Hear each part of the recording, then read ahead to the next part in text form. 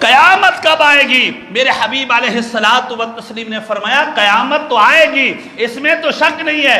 ما اعددت لہا، قیامت کے لیے تیاری کیا کی ہے؟ قیامت کے لیے تیاری کیا کی ہے؟ آئیے اس صحابی نے جو جواب دیا صحیح حدیث میں موجود ہے اور بخاری اور مسلم میں موجود ہے۔ اس صحابی نے کہا یا رسول اللہ صلی اللہ علیہ وسلم، فرض پڑے ہیں، نوافل ادا نہیں کیے اور صدقہ واجب ادا کیا ہے، نفلی عبادت کوئی میں نے نہیں کی، میرے پاس نہ کثرت صلاۃ ہے، نہ کثرت صیام ہے، نہ کثرت صدقات ہے، میرے پاس ان میں سے کچھ بھی نہیں ہے۔